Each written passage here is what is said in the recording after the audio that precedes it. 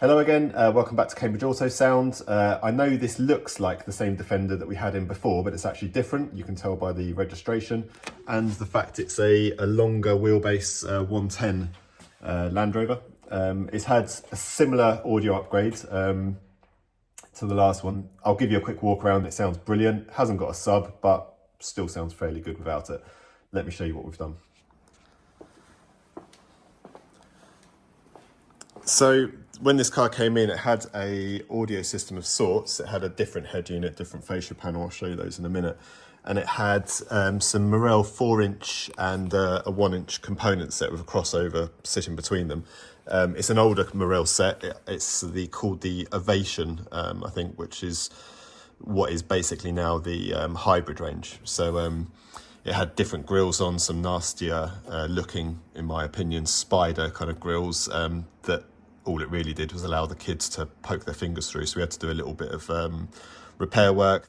They weren't very nicely mounted. They were just glued onto the old grills, and the grills were then what was used to mount it, basically. So now they're mounted better, and they've got, in my opinion, nicer, classier looking mesh grills that mean the kids can't stick their fingers in them. The tweeters, they're actually mounted, they're glued onto the back of these. Again, it was the previous installation.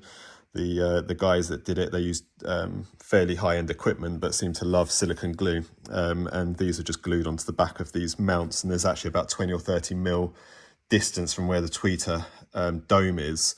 Then it almost plays for a tunnel. So it's quite, it's got quite a beam to it. It doesn't really spread out as nicely as it did with the tweeters that we mounted on the surface on the other Land Rover, because they had a much better kind of wider dispersion. But yeah, these, I had to tune these and turn this one up especially quite a lot, so that you could hear this one. The driver's side one seemed to be playing a lot better. But nonetheless, they were already there. It saved a decent kind of a decent amount in not having to buy these parts, seeing as they did work, so we worked with them. What we have added is the Hertz Mille Pro 6.5 in this speaker box. The carpet was already here, so we had to carefully peel all this back, sound treat the box, and then cut the hole in it, fit the speaker, put the carpet back. So we've done our best with this. Sound deadened and foam insulated the box inside, so it now plays nicely as a nice speaker enclosure. There's a lot of equipment in there. I'll run through that in a minute. That's the back of the speaker, so it's actually on a MDF baffle that's bonded to that metal. So rather than just having that speaker mounted on a small 1mm bit of metal that no matter how much you sound deaden, that is always going to be a flexible surface, we've bonded a thick bit of MDF to it to make the whole thing a much more rigid structure. In the passenger seat box, so at the moment I've got the plate and the base of the seat off so you can get access to this. You've also got the battery. To remove the battery, you will need to remove this, but this has been wired so that there's 2 bolts holding this whole amp board in, and that lifts out, and there's enough wire on it that you can then put that on the floor to be able to get the battery out. So yeah, it looks a little bit compact in there, but that's the best we can do with this tight space. So you've got a Genesis Compact 4. This was already in the car. Again, quite a high-end component, but it was just stuck down to the floor. It was actually in the other seat box before. So we've tried to treat it a bit nicer. Ferrule connection for all the speaker terminals, whereas they were just all loose wires before, and it started to fray a little bit. That runs the tweeters and the mids actively now, so we've got rid of the crossover. And then we've added this Helix M4 DSP. Yes, it's upside down. You can't see it when the seat box is on, so it doesn't really matter too much, but it just meant that we could get the power on the same side. So that was just the easiest way to mount that. That runs 2 channels for the 6.5 inches and 2 channels for the rear, which I'll show you in a second. All fused up, earthed in nicely. That's about it, really. They play really nicely with the cover on there. That seals that and makes it a really nice enclosure. And then these 6.5s play really nicely. This hasn't got a sub, unlike the other car we did, but I think, like I said in the video for the other one, for most people, I think this will be enough. For a proper audiophile, yeah, a sub definitely adds those lower, deeper notes, but this sounds really good, and I think the owner will be really happy with it. What have we got in the dash real quick? I'll show you the old fascia panel, but this is a replacement doubled in fascia panel. matte black. The old one was painted white and was starting to crack, where it had been modified basically from the old single DIN panel. So this is now a proper dedicated double DIN panel. And a Sony XAV6050. Wireless CarPlay, wireless Bluetooth obviously for audio and hands-free. It's a decent upgrade. It did have a double DIN unit in, but it wasn't CarPlay or Bluetooth audio streaming, so you had to plug your phone in to get audio through it. So this is a good upgrade. Plays really nicely. I mean, all you really need it to do is just connect your phone to it. So I've tested the DAB, that works. I've tested the radio, that's fine, but I haven't mucked with any of the sound controls on it because that's all being done by the Helix. If you were to run that as a standalone unit, then it has got filter adjustment, so you can filter kind of different speakers out for different frequencies, and it's got a sub out, so you can pretty much just run this. I think you can do time alignment through it as well. So it's a very basic DSP, but a DSP nonetheless. So you could run that as a standalone unit.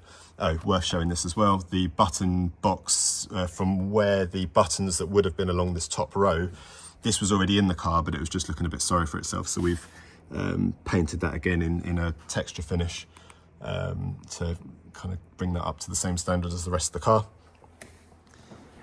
So that was the old fascia panel. It started to crack, and you could see the old where the buttons were that had been filled in, and then the paint was starting to sink on it, and the customer just didn't really like it in gloss white. So it's pretty expensive. I think from Land Rover these are about 450 quid. The replacement one's about 350 for the double DIN unit, so it's not a cheap option.